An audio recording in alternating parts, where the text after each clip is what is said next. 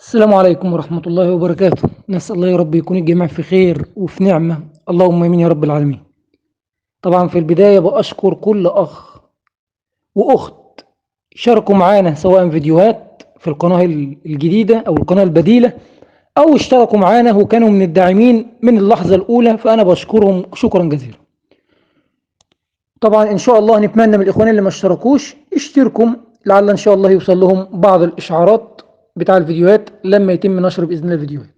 إن شاء الله بالنسبة للدرس الثالث أو النصائح بتاع الفيديو الثالث، وطبعا اللي هنتكلم عنها بإذن الله، وهي ظهور بعض الأمراض في الحضنة سواء في موسم عسل أو سواء في خلايا بنجيشها نحل، بس على الأغلب وأكتر حاجة بتظهر في مواسم العسل في التوقيت اللي احنا نعتبر فيه حاليا دلوقتي نهاية شهر 5 مايو وبداية شهر 6. تمام. طبعا اتكلمنا في الفيديو السابق اللي هو الدرس الثاني عن ضغط النحل، نتمنى برضو الإخوة تستمع ليه لأن مهم، لأن دوت يعتبر مرتبط بالفيديو ده قوي. تمام. طب بالنسبة لموضوع الأمراض أو معظم الأمراض الحاضنة اللي بتظهر في التوقيت الحالي. تمام. في بعض الإخوان طبعا ربما بيسأل أي نحال، النحال يقول له اشتري مثلا مضاد حيوي بدون ما أذكر بعض المواد أو أسماء المواد. أخ تاني يقول له شيل الإطارات مثلا، احرقها، أمور كتير جدا.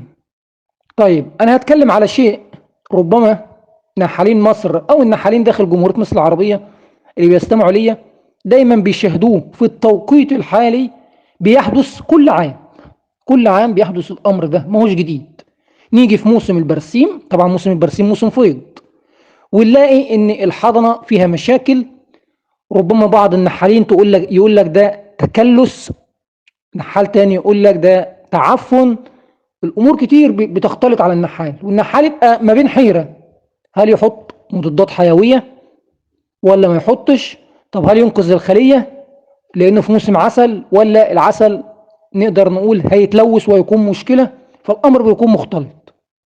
باختصار شديد، تمام، الحل في الموضوع دوت للي يواجهوا الامر ده، تمام، ان النحال يضغط الخلية على الحضنة فقط. ده الحل.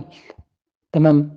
اضغط الخلية بتاعتك على الحضنة فقط. عندك خلية 7 براويز، عندك خلية 10 براويز، تمام، اضغط الخلية من اول برواز جنب الجدار، تمام، اللي هو بيكون جنب الجدار الخشب في الخلية، خليه حضنة مغلقة، ومن ثم تتوالى بعديه سواء حضنة مفتوحة او بيض، واخر برواز كذلك يكون الحضنة. اضغط البراويز على الحضنة.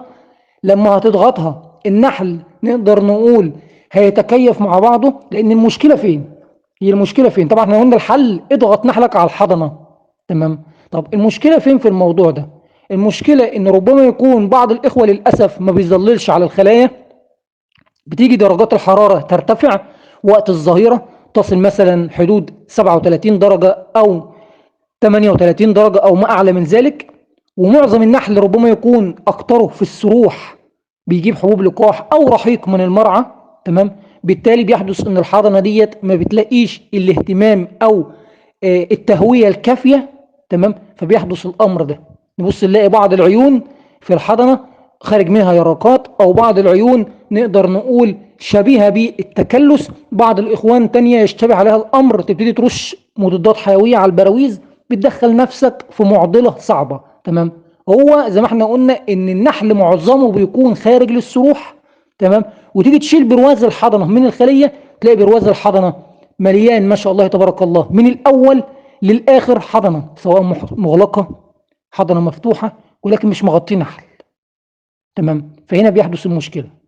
طب واحد بيستمع ليه يقول لي يعني هي الملكة مش عارفة أعداد الشغالات اللي هتقوم بالتدفئة أو بالاعتناء بالحضنة دي وبتضع كمية أكبر؟ لا، هي الموضوع ملوش علاقة. الموضوع إن المرعى نقدر نقول بيكون ممتاز أو في قمة الامتياز، وبالتالي بيكون معظم النحل في سروح، سواء حبوب لقاح أو رحيق، أو في نحل بيجيب مية من الخارج. تمام. فبالتالي بتلاقي إن معظم الحضنة دي بتتأثر بالعمل ده. تاني شيء بنلاقي ان في حضنه مع درجات الحراره النحل بيترك الحضنه وينزل ارضيه الخليه من درجات الحراره، وكذلك الحضنه بتتاثر في الامر ده.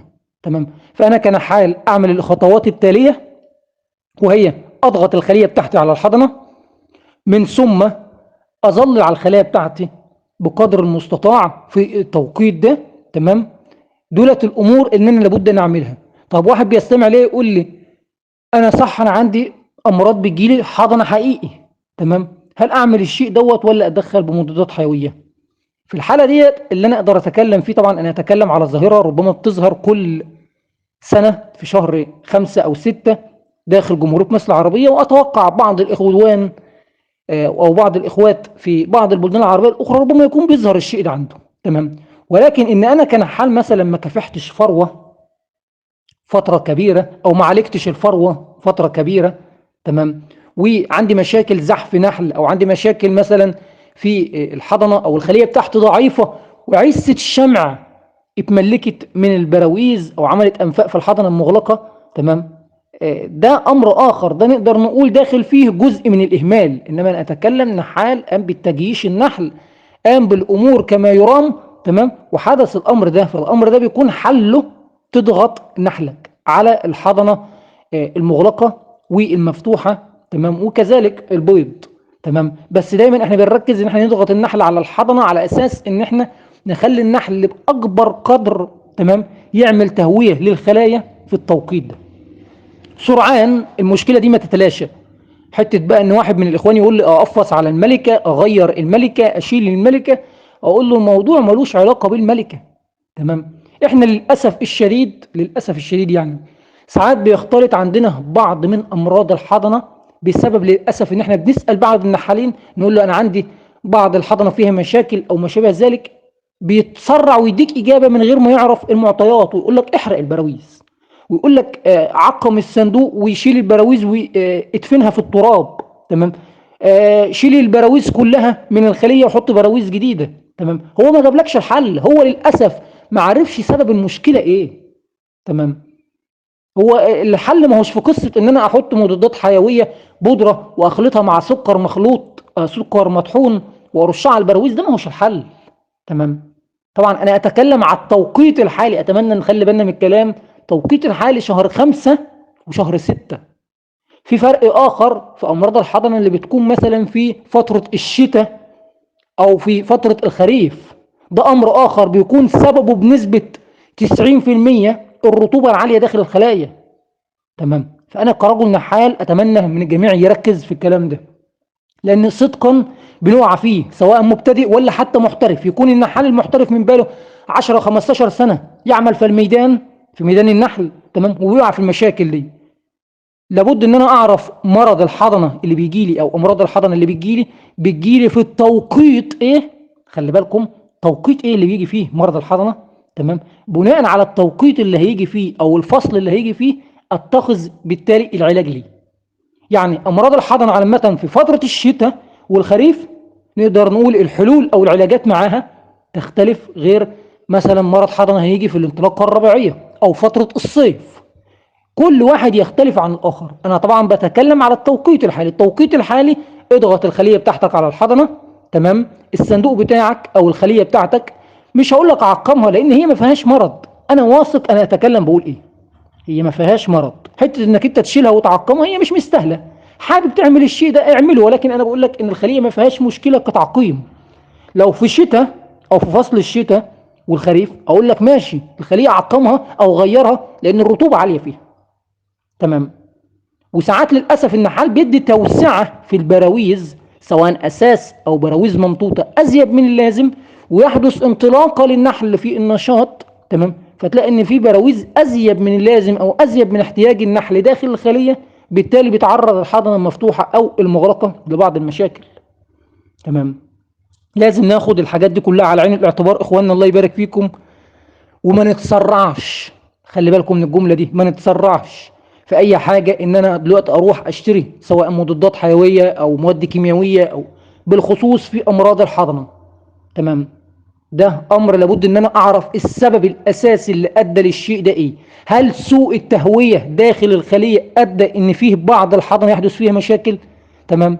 دي كلها لابد ان احنا ناخدها. مش واحد يجي يسال سؤال يقول لك انا عندي نحل الزاحف، تلاقي التاني يرد عليه يقول له انت عندك نزيمه سيرانه او نزيمه ابيس. ويقوم يقول له روح على اي وصفه، يجي يعمل الوصفه دي بص يلاقي الخليه كلها ماتت والنحل بتاعه كله مات. تمام. انا والله يعلم الله سبحانه وتعالى، يعني ضميري بيقول ان انا لازم اقول الشيء ده وانبه النحال من الشيء ده. تمام. مش اي حاجه ناخدها على انها ديت مرض، اشوف الاسباب بتاعتها ايه. فبالنسبه للتوقيت الحالي عشان ما نطولش في الحديث، اي اخ يلاقي اي مشكله في الحضنه عنده، تمام، اتكلم مشاكل في الحضنه، اضغط الخليه بتاعتك على الحضنه لاكبر قدر. هتبص تلاقي النحل ابتدى ينظف البراويز اللي فيها مشاكل، هتلاقي بص تلاقي النحل ابتدى المشكله تختفي من عنده في خلال اسبوع واحد على الاكثر. تمام. نتمنى الجزئيه دي تكون في عين الاعتبار للاخوه النحل. لو فيه اي استفسار يخص الموضوع ده او عاوزين اي تعمق في اي جزئيه تكلمنا عليها، او حلول في اي حاجه ربما يكون سهينا عنها، نتمنى التعليق في الفيديو وان شاء الله احنا مش هنتاخر. تمام. لو موضوع مهم للنحالين ان احنا نتكلم فيه مره اخرى بصوره استفاضه، او لو احد الاخوان النحالين عاوزين ربما شرح من داخل المنحل كمان، ولكن ما عنديش لسه للاسف، ما ظهرتش المشكله دي حاليا، واسال الله ما تظهرش عندي. تمام. فلو فيه اي مشكله فيما يخص الموضوع ده، نتمنى طبعا الاخوه تترك لنا تعليق لعلنا ان شاء الرحمن نرد عليه، سواء في الرد او نكمل فيديو اخر. تمام. باذن الرحمن الموضوع الجاي او النصائح اللي احنا هنتكلم فيها في الفيديو القادم ان شاء الرحمن، وهي هتكون على الامهات الكاذبه او التكذيب داخل الخلايا، واتوقع ده يهم ناس كتير ان شاء الرحمن. لو فيه اي مواضيع انتوا عاوزيننا نتكلم فيها، يا ريت تعلقوا لنا او تقولوا لنا الموضوع اللي انتوا عاوزين نتحدث فيه ايه، وان شاء الله ناخده في عين الاعتبار ويتم عمل مثلا فيديو عنه. تمام. احنا بنحاول نعمل فيديوهات قصيره ربما يكون معدلها 10 12 دقيقه، بحيث نقدر نقول باسم العنوان اي حد يقدر يبحث عنه في اي وقت وياخد الاستفاده بتاعته.